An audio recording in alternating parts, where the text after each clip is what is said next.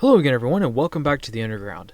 Today we're going to be taking a look at how to make maps. Now right up front there are a million different ways to skin a cat when it comes to making maps. This is just one way of literally thousands. The field of cartography in general is very broad and there are a lot of different ways to do what I'm about to show you, but today we're going to be taking a look at how to make very simple maps yourself. And to make a map, we're going to use a program called QGIS or QGIS, however you want to say it. This is a GIS program. It's a suite of software that is used to do all kinds of things in the world of GIS, and making maps is just one very useful thing that you can do with it. Most people are familiar with how to make maps in the ArcMap series of programs, but let's be honest, ArcMap is expensive and it's really hard to get for a lot of people, so we're going to use QGIS because it's free. So let's get started. Alright, right when you log into QGIS or when you start the program, you're going to get a lot of blank screens here. So what we're going to want to do is start a new empty project. That's pretty easy to do. You just double click there. You could also go over here to Project, New, or if you have a template set up, that works as well. But what I'm going to do is save this in a location that I can get to it, and we're going to call this Test. That'll work just fine just for this exercise. Alright, so GIS in general is an interesting kind of really career field, but it's only as good as the data that you put into it. So if you want a really nice map, you got to have a lot of really nice data. Otherwise you're going to have kind of a not so good map. So what we're going to do first is bring in some data. So let's get started with that. Alright, so the first thing that we need to do to bring in other data is bring in a plugin called Quick Map Services. So what we need to do is go over here to Plugins, click on the Manage and Install Plugins, wait for this to kind of open up, and now these are all of the plugins that you can use in QGIS, or at least these are the ones that are preloaded. There's 791, at least as of this version, but you can bring in more, of course. So what we're going to do is go up here into the search bar and type in Quick Map Services. And as you can see, I already have it installed, but there it is right there, Quick Map Services, and you can click Install if it, I already have it installed, but you can click Install and bring it in. Alright, so once you bring in your Quick Map Services, what you can do is go back up to the toolbar and click the Web little tab here, and you can see Quick Map Services right there. Now from there you can go over here to the side, hover over OSM, and now you see this little tab here which says OSM Standard. Now this is OpenStreetMap, that's what this is, and if I click this it will bring in a layer which is the OpenStreetMap from Google. So this allows us to, you can use this on your map if you want, but this actually allows us to actually see what's going on. So instead of having a blank canvas, we can now move around the world and see what kind of areas we want to make maps of. Now I should admit that bringing in quick map services like that is actually kind of the long way to do it. Most of the time in QGIS it's already loaded, so you can actually go over here to your layers, right click, remove it. I'm just going to go ahead and delete it, back to the blank canvas, and we can see right here under XYZ tiles OpenStreetMap is already there. So kind of a little cheat that comes with QGIS. I don't know if that's going to be there for future versions, so I just wanted to show you the long way of doing things just in case. Alright, so now that we've got our OpenStreetMap, what we can do is select the area that we want to make a map of. So let's go ahead and check out Ukraine here, as they are in the news a lot lately. Let's go check out right here in the heart of the issue. Let's go to the little city of Donetsk right here on the Russian side of the sort of invasion. As you can see there, Google even has the front line. It's a little bit outdated, but whatever. So yeah, this is the area that I want to make the map of, just for demonstration's sake. I thought it'd be kind of interesting to do this area. Alright, so now that we've got our area that we want to make a map of, let's bring in some data to actually populate the map. Since we brought in Quick Map Services, we now have an easy way to do this. This is very simple. What we can do is go to Web, Quick Map Services here, and then click Search QMS. Now this will pop up a little menu over here on the right side of the screen, and as you can see here, now you can search for all kinds of things. So you can see that I already have the two populated, but I'll go ahead and search for Google Roads. I'll bring in Google Roads and I'll add that. As you can see, that brings it in down here to the bottom left as a layer. And we'll fix this in just a second so that we can see it. Let's bring in the other one, and I'll explain what they mean. Let's bring in Topo. Let's search for that and see if it comes up first.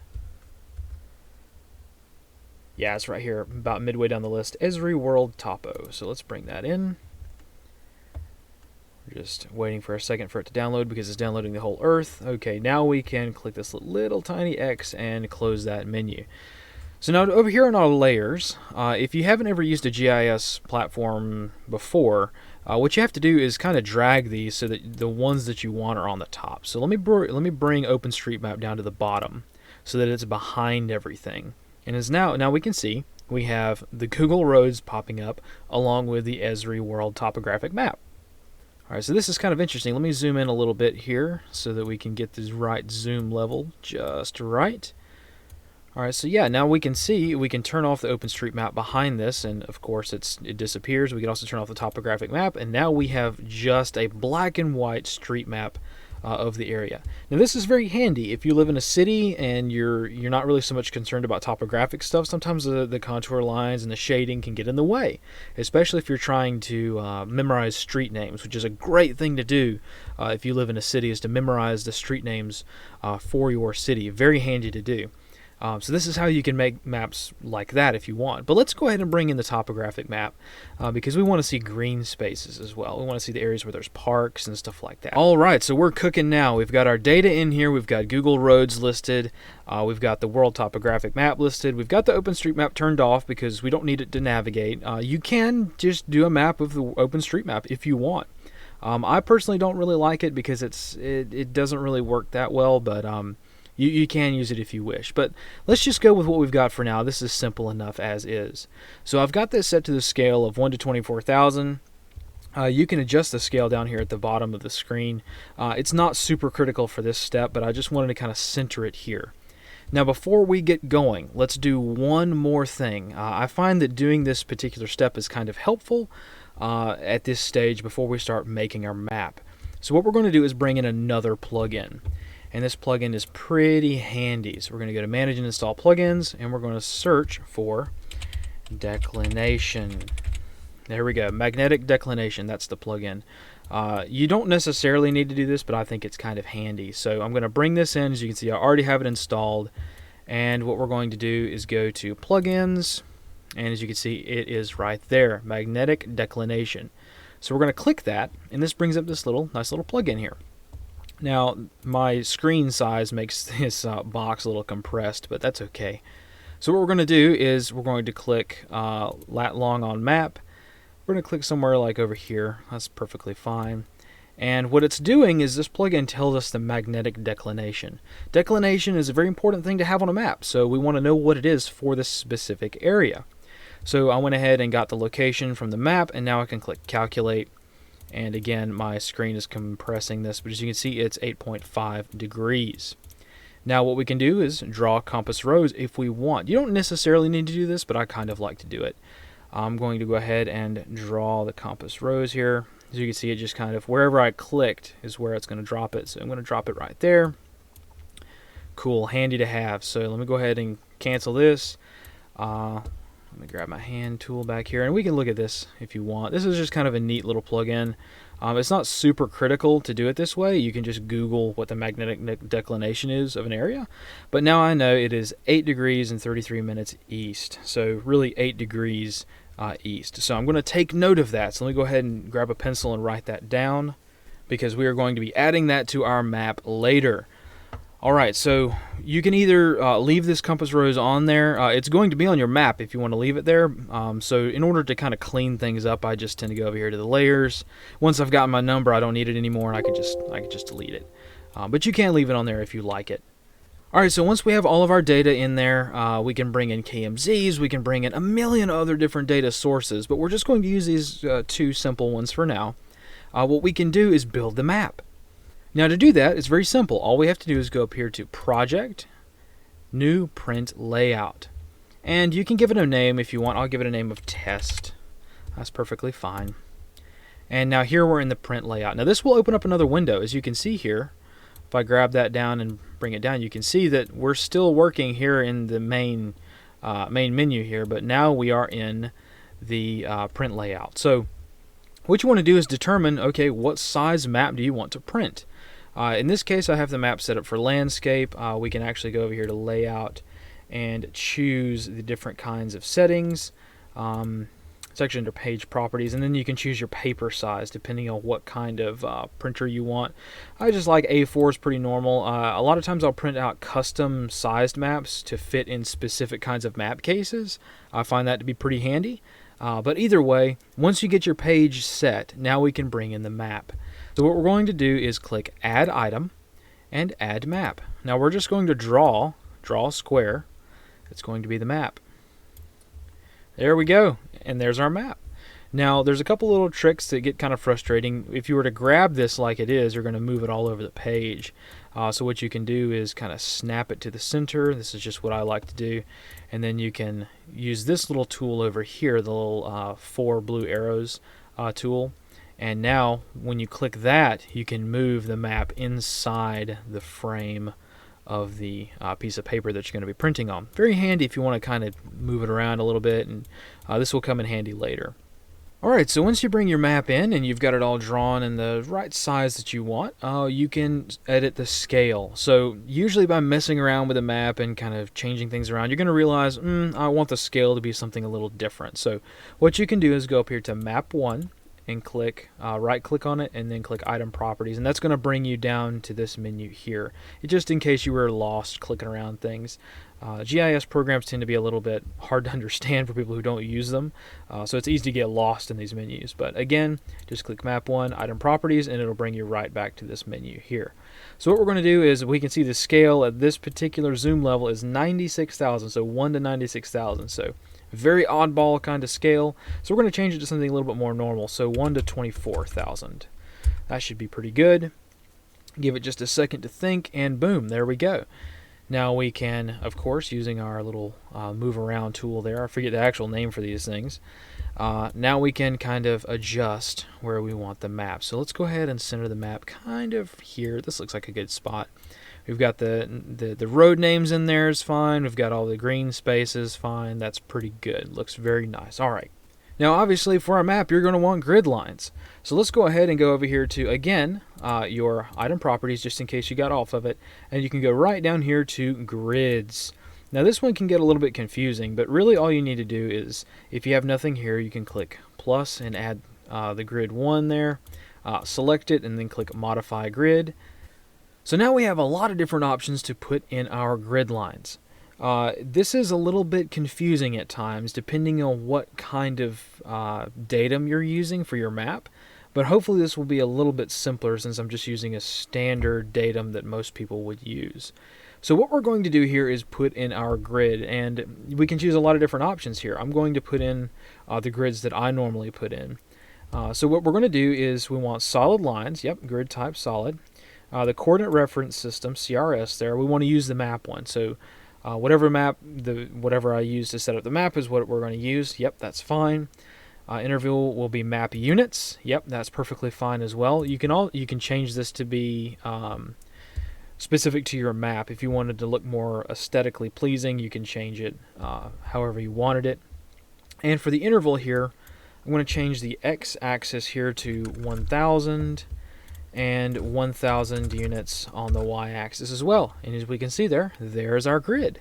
We have 1,000 units wide and 1,000 units tall, as we are in decimal degrees here. So we don't want any offset. You really don't want to do any offset whatsoever because you don't want to skew your navigation stuff. So what we're going to do is we're going to bring in a frame as well just to make it look good, frame it all up, and then keep scrolling down the page here, and we're going to click Draw Coordinates. Now this is where things should be a little bit more clear.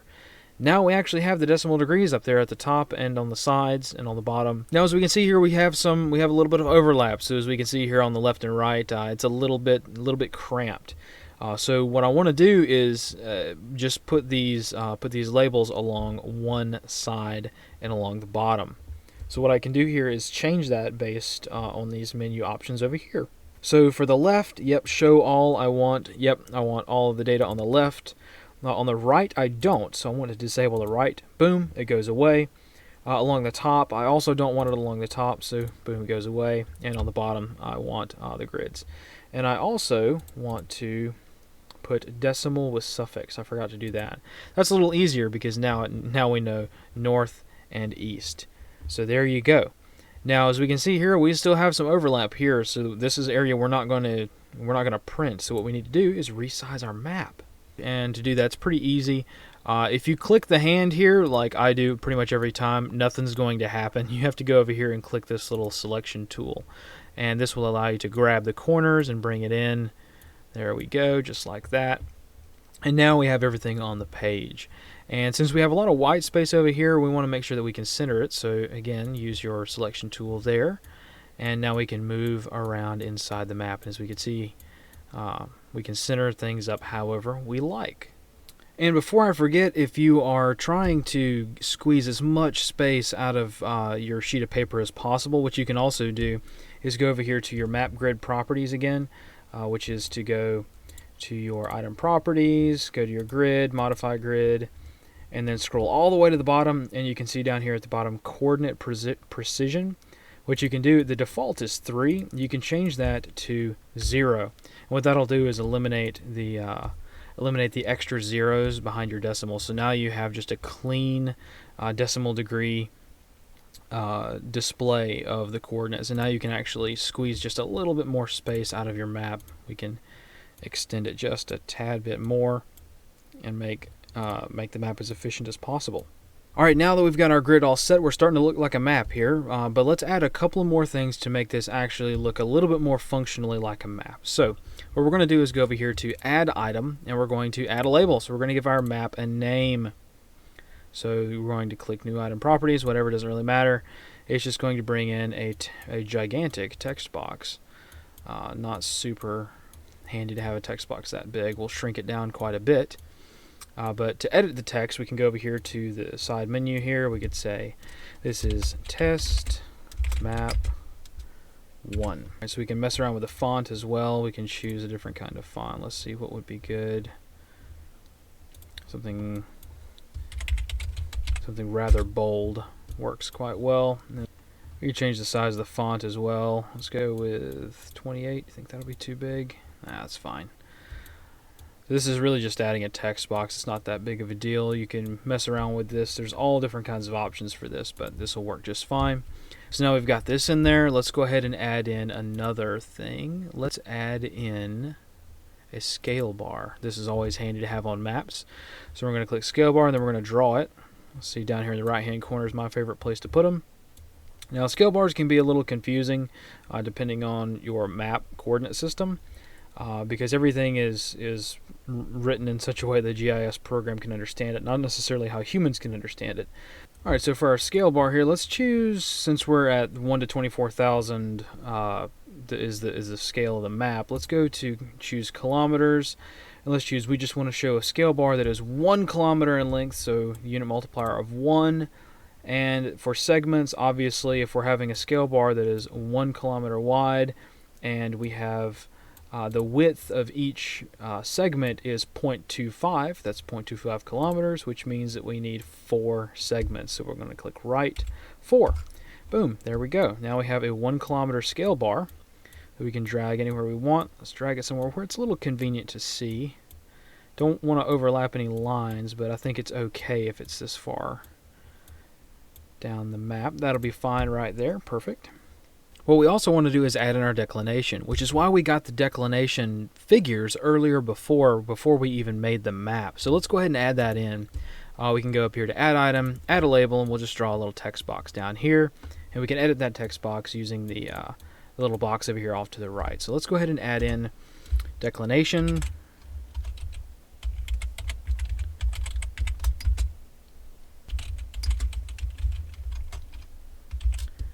Alright, so there we go. We've got the declination in there. And we can also, let me just make that a little easier to understand.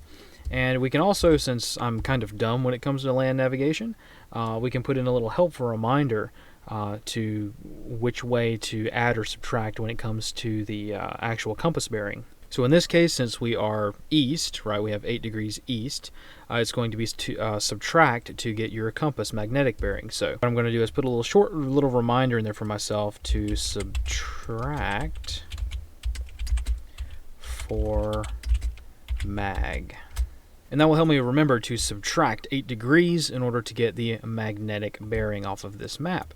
So let's go ahead and shrink this. Let's change the font again to something like decently bold. I want to justify it right so that it sits there nice and out of the way. Get everything all lined up just perfectly so it doesn't take up too much space on the map. There we go. Once we got it really where we want it, we can add in one more thing, and that is to add in another text box for the scale. So let's go ahead and add in another label over here, and since this map is 1 to 24,000, that's going to be our scale. So let's type over here in the box 1 24,000, and we'll use the same font just to make sure that it all lines up. And we'll make that font size a little bit larger just so that it's a little bit more clear. Let's go with 14. That'll work. Now from here we can go to Layout, Export as PDF, and there we go. And there we have it. There's our map. Obviously practice makes perfect, so the more that you practice with these kinds of systems, the better your maps will be. You'll be able to learn how to use more settings to your advantage. You'll be able to pull in more data sources, things like elevation and imagery and all kinds of neat stuff to make your maps really become works of art. But for now, a simple map will work just fine, especially if you're trying to make hundreds of these for your operational area at different scales and with different kinds of data on them and imagery and all kinds of stuff. So really, some quick and dirty maps can be very handy too. So that's all I've got for today. Thank you for watching, and we will see you next time. And as always, fight in the shade.